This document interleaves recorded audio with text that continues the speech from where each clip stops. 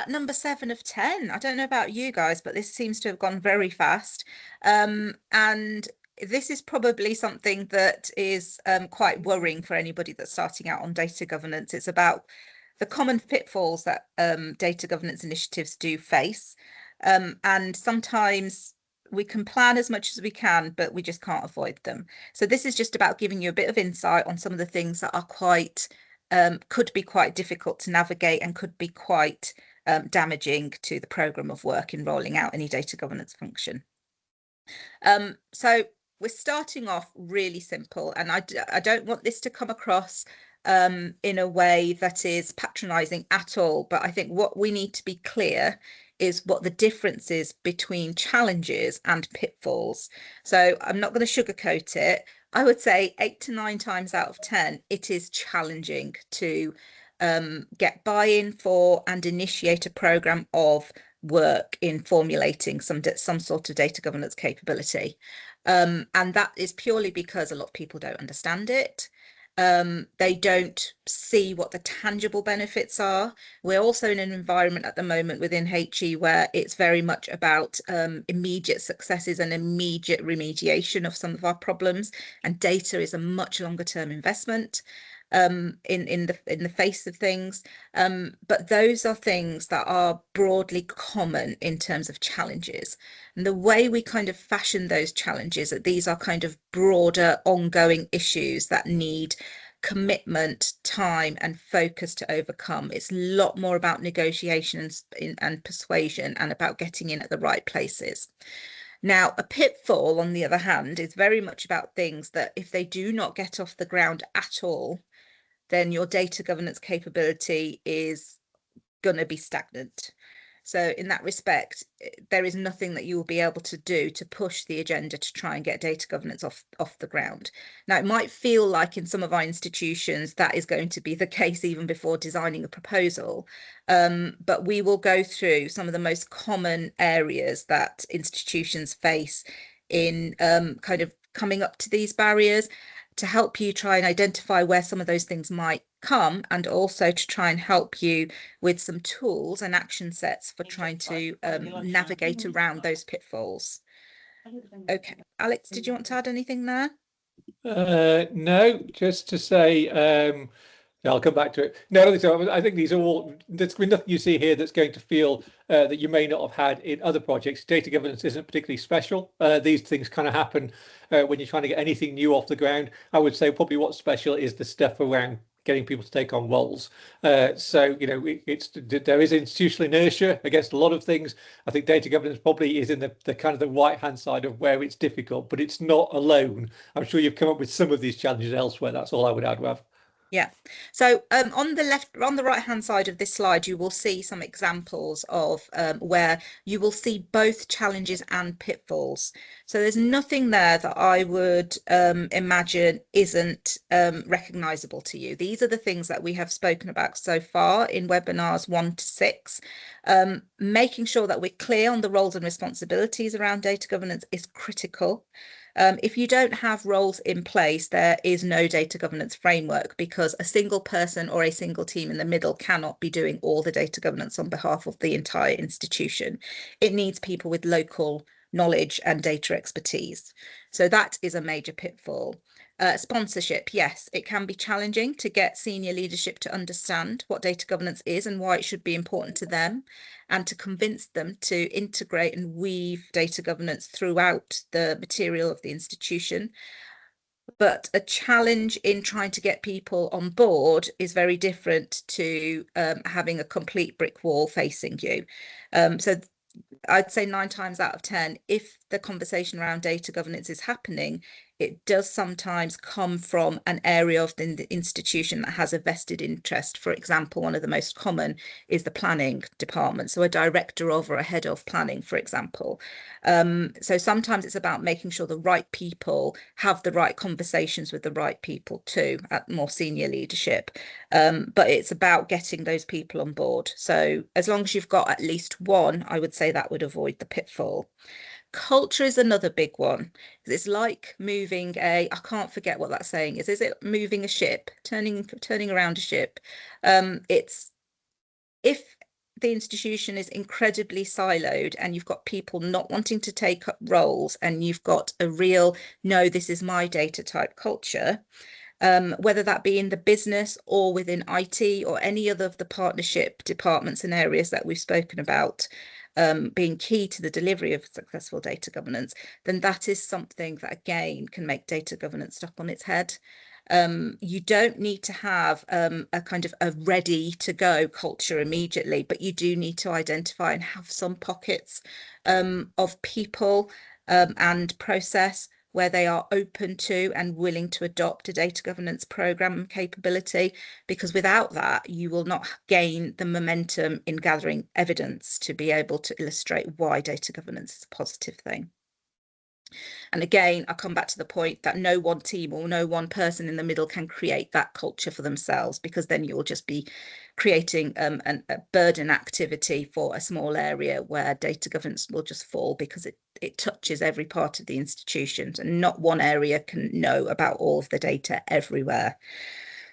We're moving on to lack of communication now. Data governance only works, as I have said, again, quite frequently, if you have the right people and the relationships and network in place. So making sure people know what's going on in the data governance sphere and around the capability, developments, pauses in plan, etc., all of that helps to make people feel included and involved in the way that data governance is being shaped.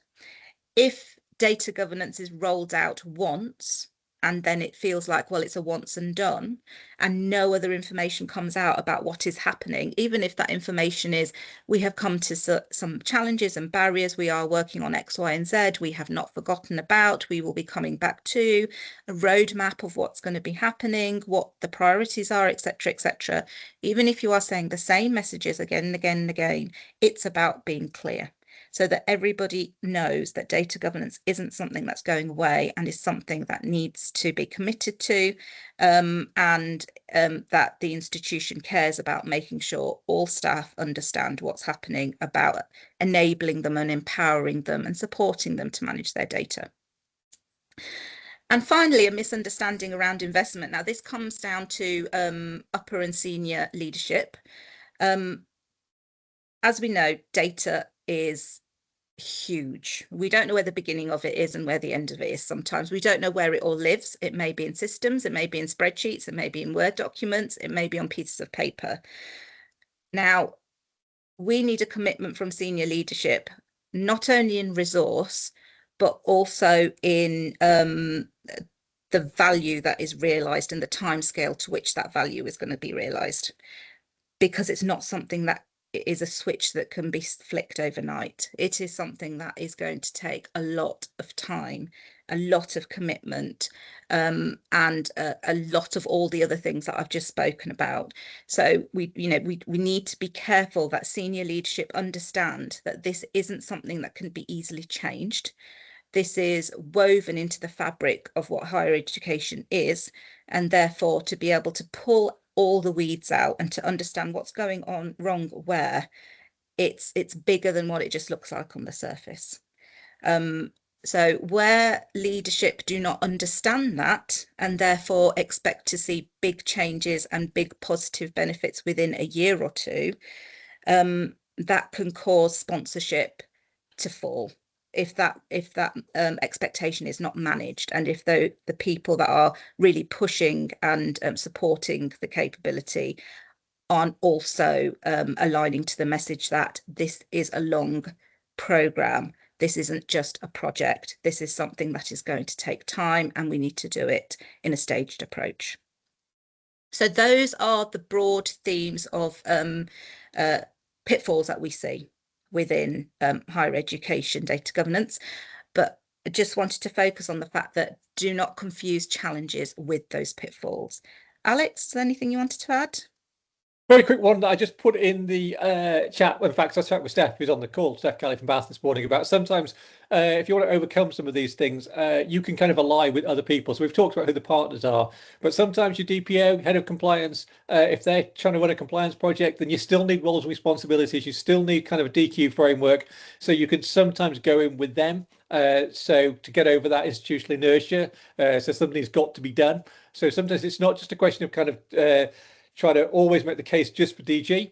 Sometimes there's a case to make it with something else that's going on, or something else that's that's going to have to happen, or that's got senior management attention. So just that one came to mind because I was talking to Steph about it earlier, and it seemed to fit in with what you were talking about. And I do think there's a the one that scares me the most is when I say people, we've had our data governance project approved, and that's the one that scares me, because that's the one where you're not going to get that sustainability. So you kind of think you've done this bit, you've got over these pitfalls, but really you've just kicked it down the road, because that project finishes, you're in the same situation with the same kind of issues. So you may have the roles, you may think you still got some sponsorship, but you don't really have the momentum now, because the framework that set this thing up has then gone away. So that's all I would add about at this point. Yeah. And I think actually you've just kind of made something else ring a bell in my head, is that this might feel like we're talking about a wide rollout of data governance, as well as kind of it not necessarily being focused completely on data governance. It's also true if you are going down different routes to initiate the capability, like we spoke about last week and the week before. You know, where do you want to start out? Do you want to have a specific project? Do you want to have a quick win? Do you want to integrate with a large scale change project that is scaling across the institution? So it's not a case that this only applies to those broad holistic data governance capabilities. I thought it'd be it's important to say that as well. But following up on what Alex has said about making sure that you interact with your partners, as you know, for example, he used the DPO. That's where we really need to utilize those people and those relationships, those networks, to try and be prepared and look out for these pitfalls. So again, we've said this a lot over the previous 6 webinars, but the absolute basic of data governance isn't data knowledge, isn't data specialism. It's about relationships and making data governance visible. Without building that network, you are going to struggle to get data governance off the ground. So remember the basics. I'm not going to read through the entire list, but it is about having your framework in place, roles identified, your data domain specified, having training, having a very transparent shop window for data governance where people know where to go to, having documentation tools so people understand how data governance can fit into their daily roles and how they can contribute to shaping the way data governance goes and how data is managed across the institution. Communication is absolutely key too here. And underpinning all of it is making sure that you are consistent, and that is across all of these pieces. So make sure your roles know what they are doing, why they are doing it, how the community they are part of will help to move the narrative of data in the university and shape the culture around data too. Create an anchor for data governance within the institution, so people know who to go to or where to go to get the support that they need. And never let data governance stay stagnant. What may have worked in one phase of time may not work as things develop across time. So as we know, our sector has changed quite significantly over the last decade. What would have been a data governance capability about 10 years back will no way support the needs of an institution in today's operating environment. So you need to be really focused on evolving and making sure any data governance practice is fit for purpose. With all of those things, those are the basics that will really allow you to be able to navigate the operating environment within which you're trying to establish data governance. And it will also make clear where you've got the pockets of things that aren't quite right and can lead you down to pitfalls.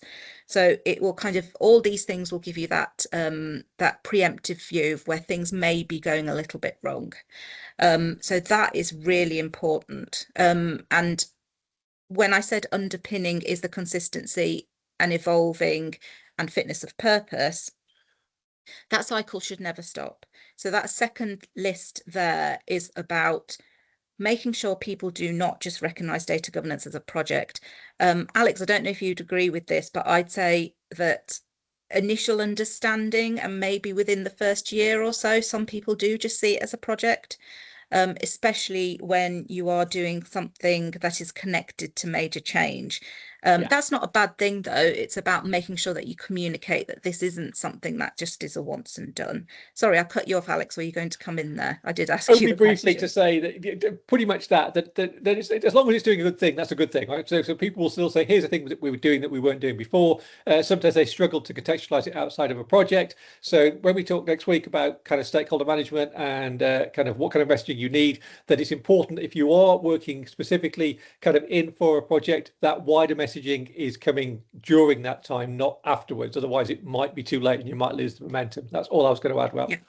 So I'm not going to go through the list, like I've said a couple of times now already, but these are the things that can go wrong, that can contribute to going down those paths where things aren't going to work out and where you may face a pitfall or you may face a barrier and a type of challenge. But wherever possible, these are the things that you should look out for and try and navigate around to give data governance the best chance of landing well within the institution. So we're at that point in the session where we're into our activity again. So Alex is going to pop into the chat a link to the Microsoft form. There are two questions. The first is whether you think, based on the current state of your institution, you would meet more challenges, which, you know, it's a hard thing to overcome, but isn't necessarily a bad thing, or whether you think actually we are at a false start here. We are just going to face pitfall after pitfall. And the second vote is about those things that will really help you to prepare to navigate around those pitfalls, and which of those remediation activities and support areas you have in place already at the institution. But you can also flag where you don't have those things in place. So again, I will say that we've changed the form slightly, so you do not have to provide your email address to be able to vote. It's good for everybody to vote. It'll give us a view of what the sector opinion at the moment is. And again, we know that's a representation sample only. But for those that have been putting their email address in, please continue to do so, because we will be giving you back all the results of all your votes and activity responses, so that you have a kind of a bit of a personalized view of where you feel data governance is within your institution, and to help you in any potential conversations around it going forward. Yeah, just a quick one. I'm going to, because we keep getting asked, I'm just going to put the web link in where you can find all the recordings, and in there you'll find these slides, and you'll also find the a summary of the votes. That anybody that follows on LinkedIn, we post a kind of an infographic of those votes afterwards, and we put some context around it. So if you're interested in that, you can kind of follow us on LinkedIn, because, you know, it's kind of interesting. It's interesting how people's views have changed over the webinars in a good way. So we'll cover that off as well at the end. So, Rav, one thing we forgot to do at the start, which I just think I'm going to mention, is we were going to do in this webinar, we were going to ask a practitioner from one of the institutions to talk about some common pitfalls. But as you can see, it's quite a busy session already. So we decided it wouldn't be fair. It wouldn't give them enough time. So what we decided to do is, at the end of these webinars, we're going to do like a 30-minute session where Rav and I are going to facilitate a number of kind of expert panel members from institutions, most of whom have been on and off these calls, who were going to agree to kind of take questions, having been through this kind of process we've taken you through. And you can ask them questions specifically, and we'll kind of batch up the ones that get asked the most, and we'll leave some time for some Q&A at the end. So if you've got some questions you'd like to ask people who have been through this and who are out the other side with a form of data governance capability, then do let us know. We're going to host that at the end. We think that'll be a nice way to wrap up the series, and also give people more time to talk, because asking somebody to talk for 2 minutes is not really fair to them. So we're looking forward to that. We haven't scheduled it yet. We're hoping to get 4 or 5 institutions on the panel, and we will let you know how that's going to work once we do. So next week, Rav, what are we doing? Thank you, Alex. I completely, that slipped my mind. I was going to say it now, but yeah, I should have said it at the beginning. Yeah, so next week we're moving on to engaging senior management. So the title, although we look at senior management, we look at stakeholders broadly as well. So it's about getting that buy-in, and it kind of links to this work webinar particularly because it's about getting that sponsorship, which can again create that false start for data governance if it's not in place and if you've not got the right person to really kind of sing about what data governance can do. So that's what we're going to be doing next week. I can't believe we're on number 8 already. It seems to have flown by.